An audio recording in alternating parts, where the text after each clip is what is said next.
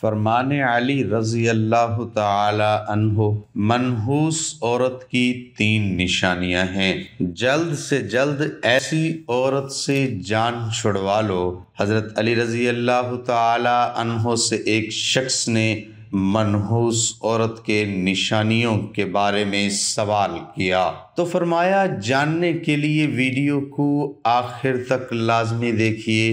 بسم اللہ الرحمن الرحیم۔ محترم ناظرین، حضرت علی رضی اللہ تعالی عنہ نے ارشاد فرمایا کہ منحوس عورت کے اندر یہ 3 نشانیاں ضرور ہوتی ہیں۔ اگر یہ 3 نشانیاں واضح نظر آنے لگ جائیں تو جلد سے جلد ایسی عورت سے جان چھڑوا لو۔ ناظرین، انسانی معاشرہ مرد اور عورت کے وجود سے تشکیل پاتا ہے۔ کسی بھی معاشرے کی ترقی اور فلاح صرف مرد حضرات پر ہی منحصر نہیں ہوتی، بلکہ عورت بھی بحیثیت ایک فرد نہایت اہم کردار سرانجام دیتی ہے۔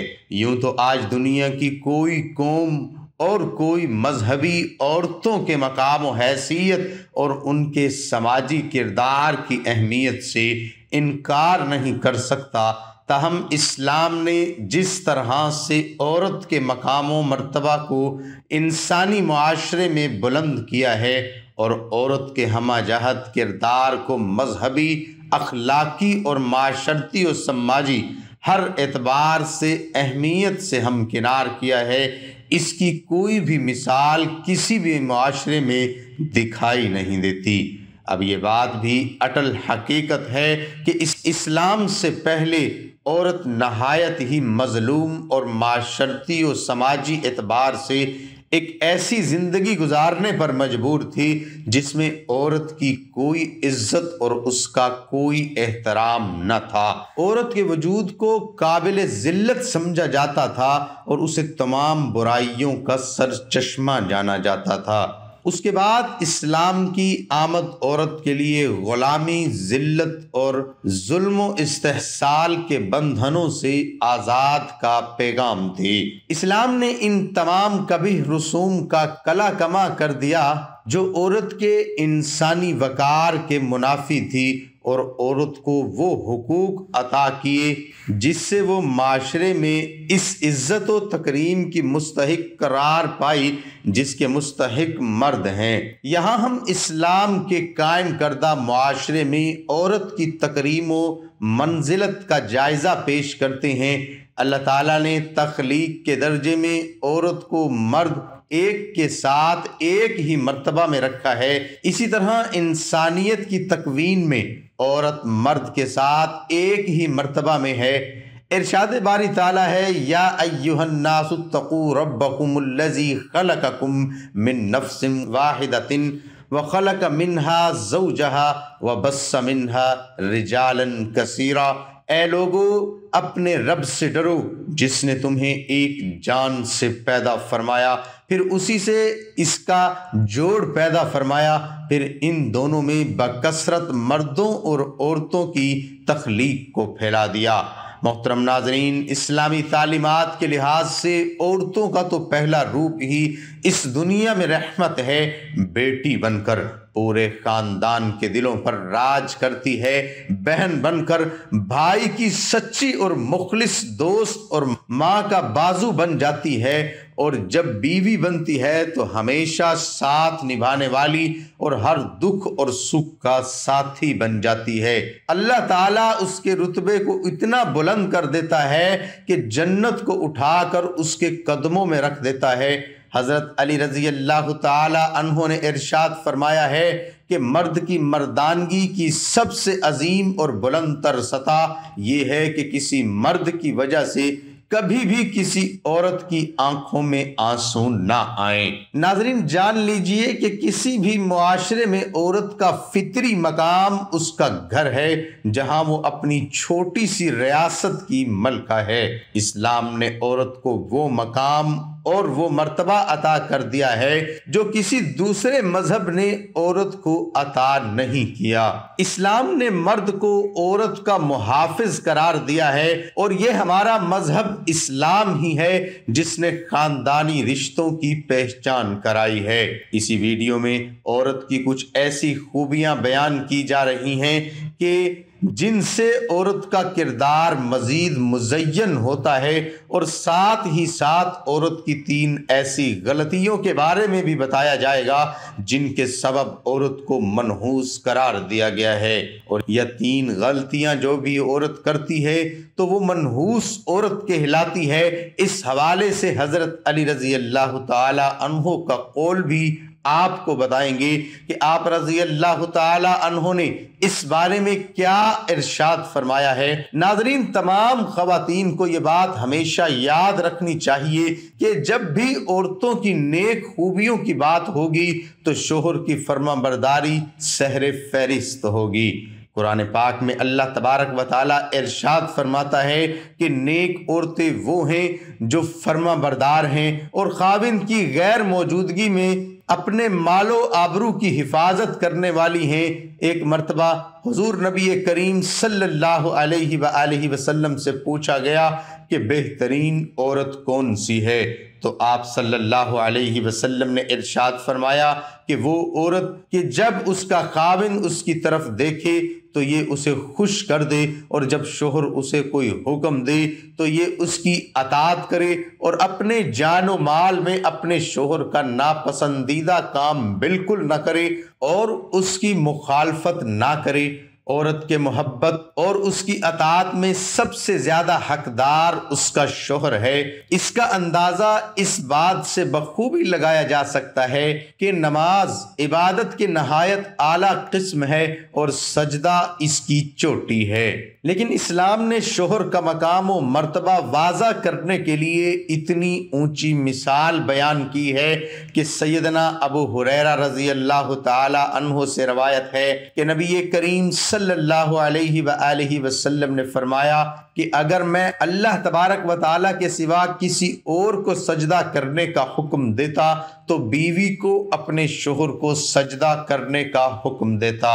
پھر آپ صلی اللہ علیہ وآلہ وسلم نے ارشاد فرمایا کہ اس ذات کی قسم جس کے قبضے میں محمد صلی اللہ علیہ وآلہ وسلم کی جان ہے، عورت اپنے رب کا حق ادا نہیں کر سکتی جب تک وہ اپنے شوہر کا پورا حق ادا نہ کرے، حتیٰ کہ اگر اس کا شوہر اسے بلائے اور وہ سواری پر ہو تب بھی اپنے آپ کو نہ روکے۔ حدیث مبارکہ میں ہے کہ جس شوہر کو اپنی بیوی سے تکلیف پہنچی ہے جنت کی حوریں اسے بددعا دیتی ہیں۔ نیک عورت کی ایک خوبی ستر و حجاب کی مکمل پابندی کرنا بھی ہے۔ مسلمان عورت کے لیے پردہ کرنا اسلام کی خصوصیات اور اس کے محاسن میں سے ایک ہے۔ پردے میں مسلمان عورت کی عزت و ناموس کی حفاظت ہے۔ پردہ ایک رحمت ہے۔ اسلام نے عورت کو انتہائی پیش قیمتی متاع قرار دیا ہے، اس لیے اس کی حفاظت کا خصوصی انتظام بھی کیا ہے۔ زمانہ جاہلیت میں پردے کا کوئی رواج نہیں تھا اور یہ صرف اور صرف ایک اسلامی حکم ہے، یعنی اسلام نے پردے کا حکم نافذ کیا ہے۔ خواتین یہ بات بھی جان لیں کہ ان کے لیے اپنے شوہر کی اطاعت کتنی اہم ہے۔ قرآن و حدیث میں اس کی تاکید اس طرح سے آئی ہے کہ جو کام بھی کرو اس میں اپنے شوہر کی اجازت حاصل کرو۔ اس سلسلے میں چند احادیث یہاں پیش کی جا رہی ہیں۔ نبی کریم صلی اللہ تعالی علیہ وسلم نے ارشاد فرمایا کہ کوئی عورت اپنے شوہر کی موجودگی میں اس کی اجازت کے بغیر نفلی روزہ نہ رکھے۔ اس کے علاوہ بھی چند نیک خوبیوں کا ذکر کریں گے، لیکن پہلے آپ کو حضرت علی رضی اللہ تعالی عنہ کے فرمان کے مطابق بتاتے ہیں کہ بدبخت اور منحوس عورت کی 3 نشانیاں کون کون سی ہے۔ کہا جاتا ہے کہ ایک مرتبہ ایک شخص حضرت علی رضی اللہ تعالی عنہ کے پاس آیا اور عرض کرنے لگا، یا علی، وہ کون سی عورت ہے جو گھر کے لیے منحوس ہوتی ہے؟ تو حضرت علی رضی اللہ تعالی عنہ نے فرمایا، اے اللہ کے بندے، اللہ تبارک و تعالی نے کسی بھی انسان کو منحوس پیدا نہیں فرمایا۔ مگر افسوس کہ یہ انسان کے اعمال ہی ہوتے ہیں جو انسان کو زندگی کی پریشانیوں میں دھکیل دیتے ہیں۔ تو یہ شخص حضرت علی رضی اللہ تعالی عنہ سے پوچھنے لگا کہ یا علی وہ کون سا کام ہے؟ تو حضرت علی رضی اللہ تعالی عنہ نے ارشاد فرمایا، گھر کے لیے وہ عورت پریشانی کا سبب بنتی ہے جس کی رگ رگ میں یہ 3 عیب پائے جاتے ہیں۔ پہلا یہ کہ وہ اپنے گھر والوں کی غیبت کرتی ہو اور ادھر کی بات ادھر پہنچاتی ہو، جبکہ دوسرا یہ کہ وہ بار بار جھوٹ بولتی ہو۔ تیسرا عیب جو کسی عورت کو منحوس بنا دیتا ہے، نبی صلی اللہ علیہ وآلہ وسلم کے فرمان کے مطابق جو عورت اپنے شوہر کے بلانے پر اس کے پاس نہ جاتی ہو تو فرشتے آسمان پر ایسی عورت پر لعنت ملامت کرتے ہیں، اور ایسی عورت گھر کے امن چین اور سکون کے لیے منحوس ثابت ہوتی ہے۔ محترم ناظرین، جان لیجئے کہ یہ 3 عادتیں ہیں کہ جو کسی بھی عورت میں ہوں گی تو وہ اپنے ساتھ ساتھ اپنے گھر والوں کو بھی برباد کر دیتی ہے اور اس گھر کی خوشحالی اور سکون کو بھی برباد کر دیتی ہے۔ یہ 3 کام یعنی غیبت کرنا، شوہر کی بات نہ ماننا اور جھوٹ بولنا، یہ 3 کام کسی بھی عورت کو ہرگز نہیں کرنے چاہیے، جبکہ ان 3 کاموں میں سے 2 کام تو ایسے ہیں جو کہ عورتوں کے ساتھ ساتھ مردوں کو بھی نہیں کرنے چاہیے، یعنی غیبت کرنا اور جھوٹ بولنا، کیونکہ یہ بہت بڑا گناہ ہے۔ عورت کے لیے بھی یہ حکم ہے کہ وہ اپنے شوہر کی اجازت کے بغیر کسی کو بھی اپنے گھر میں داخل نہ ہونے دے، جیسا کہ نبی کریم صلی اللہ علیہ وآلہ وسلم کا ارشاد ہے کہ جب بھی کوئی مرد کسی اجنبی عورت کے ساتھ خلوت میں ہوتا ہے تو ان میں تیسرا شیطان ہوتا ہے۔ اس لیے عورت کو چاہیے کہ وہ کسی مرد کو اجازت نہ دے کہ وہ اس کے شوہر کی غیر موجودگی میں گھر کے اندر داخل ہو، اور اس طرح سے ایک مسلمان مرد کو بھی چاہیے کہ کسی اجنبی اور غیر محرم عورت کے پاس اس کے شوہر کی غیر موجودگی میں نہ جائے، جیسا کہ نبی کریم صلی اللہ علیہ وآلہ وسلم کا ارشاد ہے، کوئی مرد کسی غیر محرم عورت کے ساتھ بغیر محرم کے تنہائی میں نہ ہو۔